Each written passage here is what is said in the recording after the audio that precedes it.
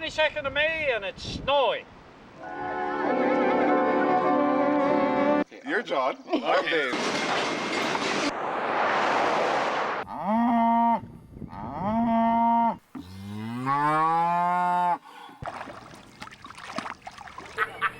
Muhammad Ali.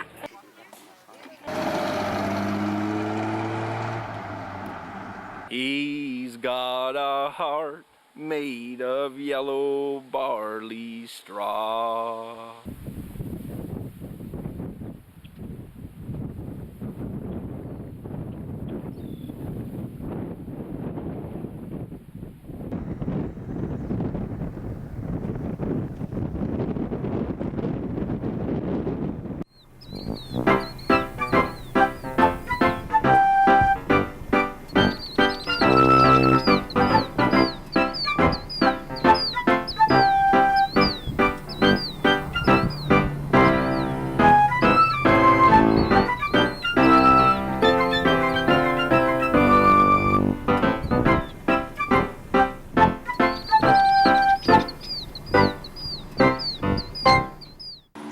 I'm John. I'm Dave. And we're the hardware guys. Actually, Dave, I've moved on. I sell real estate now. So we're the house and hardware guys? Right on.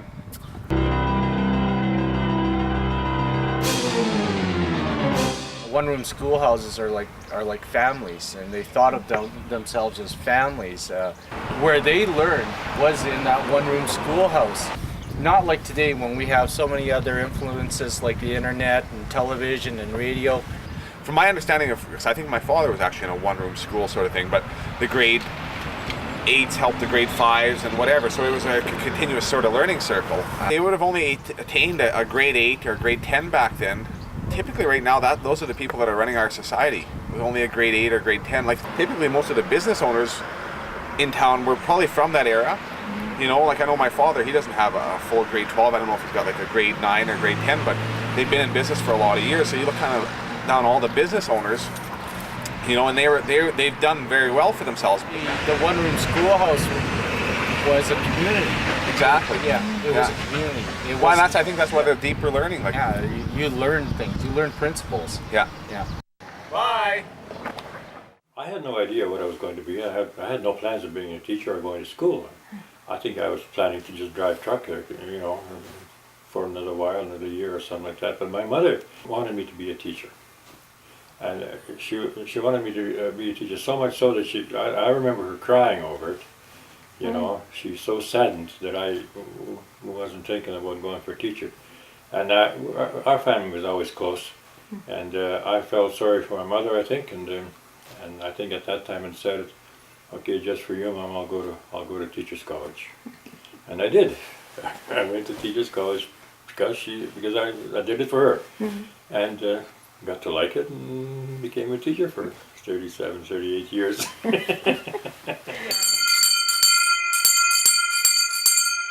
Yeah, we somehow we managed all that, you know. One was copying, one was coloring, and one was helping somebody else, and I was teaching over there, and I don't know, it all fell into place somehow. But at that time, no, kids went to learn. They came to study and learn about things. Just had a lot of respect for everything. I know kids used to just love to clean up the room, pick up the papers and walk around with the waste paper basket. You don't have a fight because everybody wanted to clean the blackboards and everybody wanted to clean the ledges and the brushes and clean up the room. You know, they just took pride in themselves and in their school or in the building. They just liked things neat and nice, and you never had to ask anybody to do anything. They all wanted to do it. You know, I'm really happy that Mom went about it the way she did, and it made me go for teaching. Yes, I'm very grateful for what she did. But she didn't do much else. She just cried about it, but that made me go anyway. Hello everyone, I'm Ann Davis, and you're in my dining room today. When we were at home, we all would sit around and knit. In the evening, my dad taught me how to turn the heel of a sock. My dad was a very gentle person, and we were soulmates. He liked to read, and I liked to read. My mom wasn't much of a reader, and we'd read something, and he'd suggest I read it, and we would discuss it. And he also thought I should know about politics, so he would take me to political meetings, and you just didn't go to one. You went to them all to see what they all had to say. And I met a lot of interesting people. I met Walter Tucker and General McNaughton, and we went to hear Aberhart when he was Premier of Alberta. So it was a great experience for me. See you next time. That's it for today. It was so long ago that I have forgotten. Yeah, I know one. We had a skeleton key for the lab at school. And this is one I can remember. In the days when ink was used. Oh boy. And Sid Longstaff and I found a key that would open the lab door. Would open all the doors in the school. Very handy. And you know that calcium flakes will dry up an ink bottle in about 10 seconds. Really? And we dried up every ink bottle in the school. Every ink bottle in the school that knew not would be. That's a science experiment. It's a scientific fact that the principal goes absolutely hairy. Did he catch you? No. It was a one-room school, and it had cloakrooms where you took your coats off, and they had a furnace down the basement, and the heat just came up on one rad. And there were blackboards instead of green boards like they have today, and hardwood floor. And there was a piano in the school, and windows on the east, and a porch to come in. And there was a flagpole on the outside where you put a flag up every day. There was maybe about 12, 15, one teacher, and from grades 1 to grade 8. A lot of the children were family, so they'd help each other, and I suppose they'd help their brothers and sisters a lot. We walked to school, and then in the wintertime our dad would take us with a sleigh and horses. The school was probably only 3 or 4 miles from each home, so that's who you dealt with. I taught 31 years in total. Yes. I was at New Hope in Glentworth, and then I was at Greenfield at Viceroy, and then I went to it was a bigger school, but I was still in a cottage by myself in Palmer, and I had grades 1, 2, and 3 in that school, and I had 29 to 32 children in 3 grades. And I enjoyed that very much. Yes. And you usually spend your evening before you go home and put the work on the board, and then just go through it. And you'd probably start teaching with the little ones, and then work your way through. And they do their seat work while somebody else is, while you're teaching another class. And that's the way you had to do it. In the wintertime, when I taught at Greenfield, well, we'd go out and we'd make snowmen, and we'd it seemed like the teacher did everything with them. You didn't have to have supervision because you were taking part with whatever they were doing. You'd go out and play ball with them, or you'd play prisoner's base, or steal away sticks, or you'd make the snowmen, or make tunnels with them, or whatever. In the smaller schools, you probably got to know the community better. You did everything was done in the community. And where when you get to a bigger center, you don't get to know the parents as well. Like when I taught at Palmer, I would say that there was every place.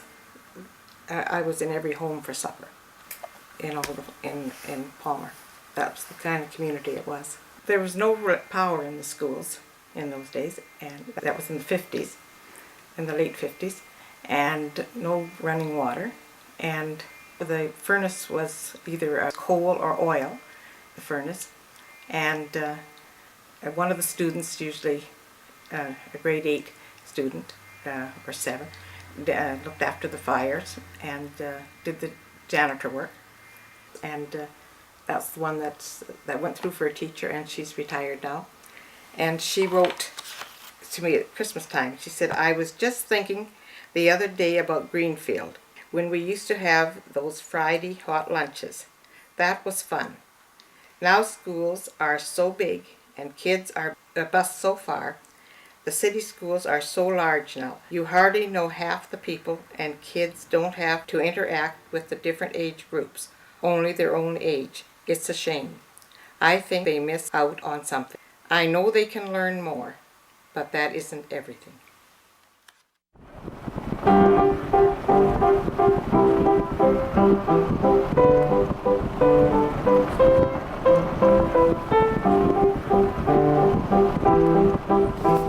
And I can see when our government amalgamates all the school divisions and they start closing all the schools in these towns, we'll all homeschool, and then we'll say to our friends, you know, I'm looking after mine, I might as well teach yours too, and next thing we'll have one-room schoolhouses around the whole province again. And we'll say, boy, isn't that progress?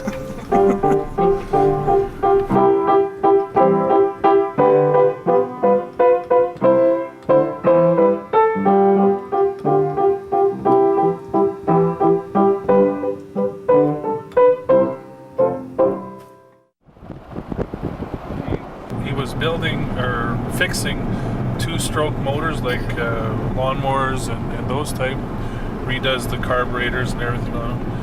And then he phoned my dad one night to ask him some questions about his grain vac, because that was Kurt's job on the farm, was to run the grain vac. Because when you're in the bin, there's nothing you can get hurt on, it's just air sucking. And so Dad asked him if he'd be interested in coming to work for us, and he phoned back a couple days later and said, were you serious? And I said, yeah. So he came in, he worked for us for 4 years, and Dad kind of showed him all the ropes, and then he's now on his own. He set up his own machine shop here, and he's doing well. If things make me mad, I try to find a way to make it better. Kind of stubborn that way, I guess. How old are you? What am I, 28? Oh yeah. And so you've been doing this since you were a teenager? I fixed small motors when I was a teenager. I did that for a few years, and then I wasn't real busy, and it was kind of seasonal. And then once I started working for Rod's father, well then I got more interested in machining and doing that kind of stuff.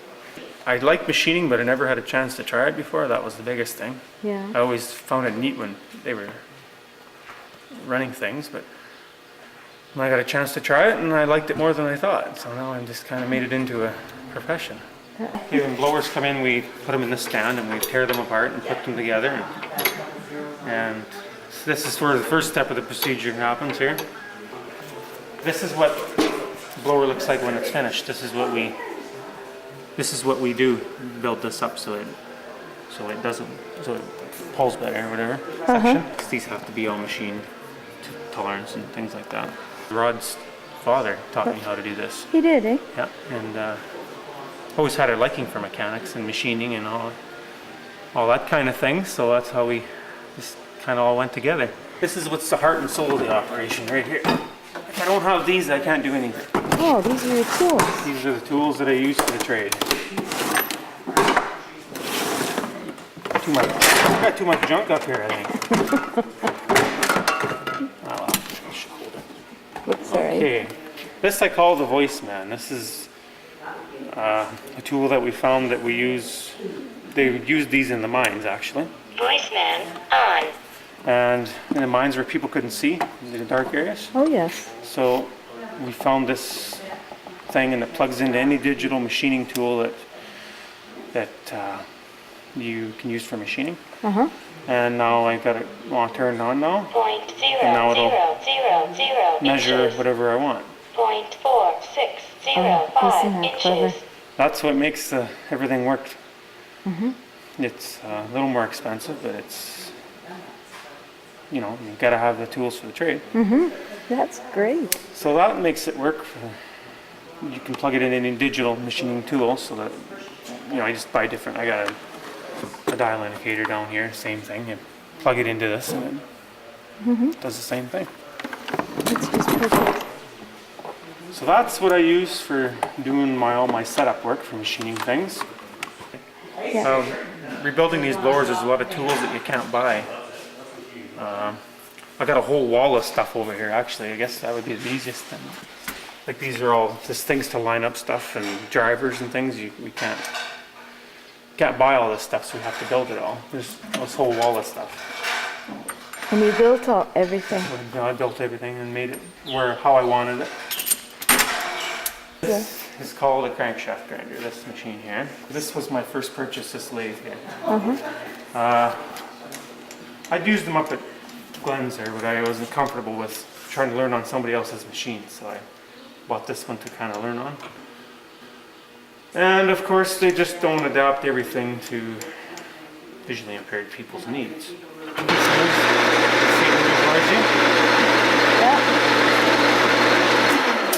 On a lathe, they don't have anything that stops it. So when I'm cutting a shaft, say, I could run into this chuck if I didn't know what I was doing, and it would misdirect this cutter on this post here. Yeah. So I got thinking one day, I thought, I got to make something that'll do that for me, because I don't know how far to go or do whatever. And if I set this cutter to stop at wherever place I want, I just move the switch on this rail. Take that, for example. Move wherever I want it, set it so it stops. Just an old dial indicator stand with a switch, and away you go. That is just amazing. It Works like a damn. It makes my job a lot easier. Yeah, that's the thing. You have to adapt tools for whatever you're building. When did you lose your sight? I was born blind. So you had to learn all this and adapt everything. But That's how it works. And this is. I guess if you enjoy something, it makes it easier too. Probably a lot of why I do what I do is growing up. I was always around, like mom or dad were fixing something. I was always around it.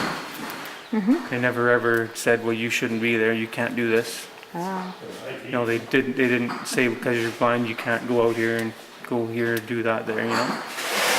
So that's probably one of the main reasons is why I do what I do. It helps when you have encouragement and not people telling you can't do it. well, did you learn Braille? Yeah. Yeah. Yeah, I've got one of them old things still kicking around. It's still easy to play with. This is what I started with, the old Perkins Brailer. I still use it for making lists out in the shop and things like that. Some blowers I like to measure them to get the tolerances before I tear them down, so I write it down so I don't forget, because it might be a week before I get at it or something. Oh yeah. If I have to make a note about something, I'll write it down and maybe put it with the blower or something. Just So it's a work journal. yeah, I guess so. Yeah, make a list for this, go to the city or whatever. Just handy to keep it out there in case I gotta write something down. Can't just grab a pen and a piece of paper. I used to be able to tell on my truck from the sound of the muffler. So I'd walk in and he'd say good morning to me all the time. I said one day I shut it off at the road and coasted in and I surprised him. Oh well. Even from the way my dad and I walked, he could tell which was which. I had a lot heavier footsteps.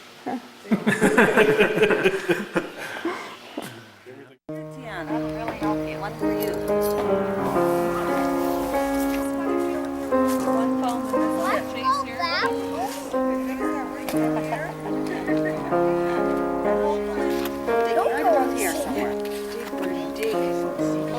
Oh, wow.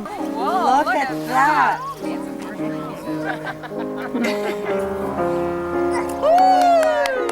Put in your yard this year. Gosh. Wow. Yeah. Did you? Wow.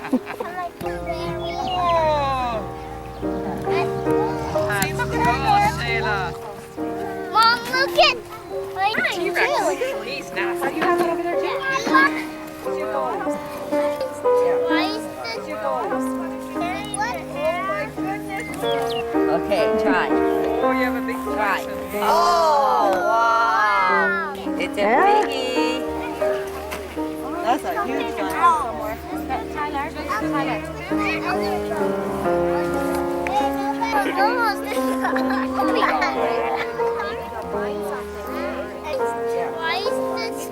Oh wow, that was fast.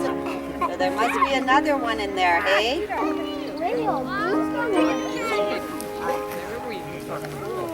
Why is this? There was one. I can't find it. Yeah, that looks okay.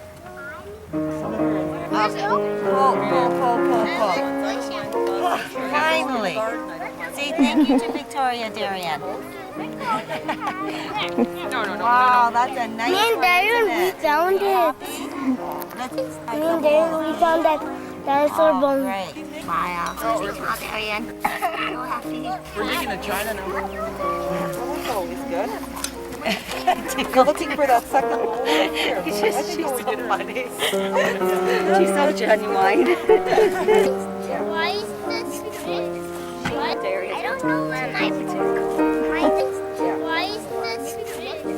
Why is this green? That's yours over there. That's so There. Have you found the bone yet? Did I? That's okay though. Nope.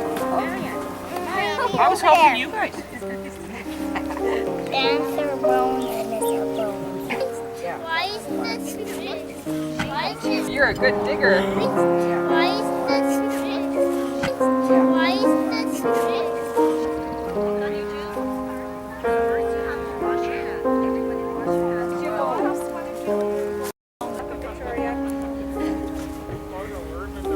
I know.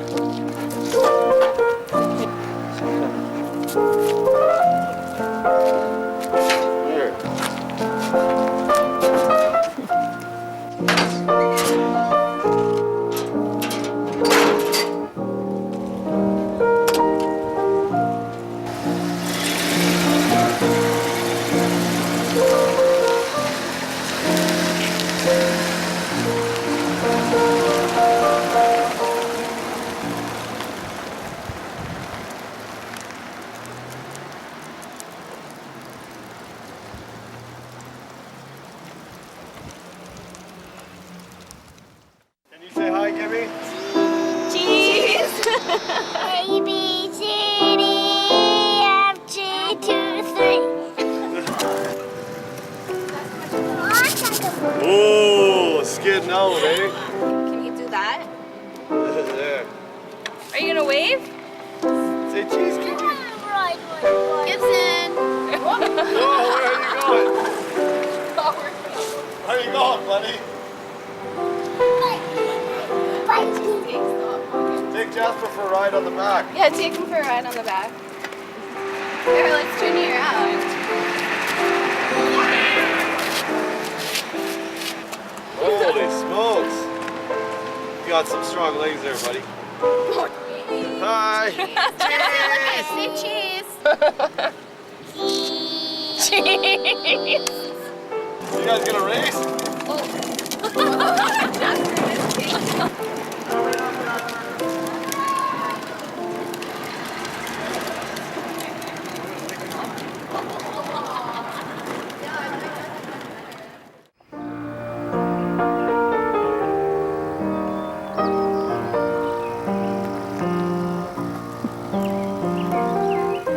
cold out the last few days.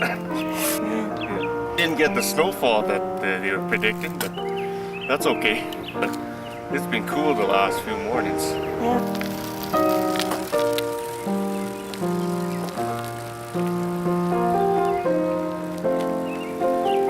I'll go around the other way too. Oh, good. There you go.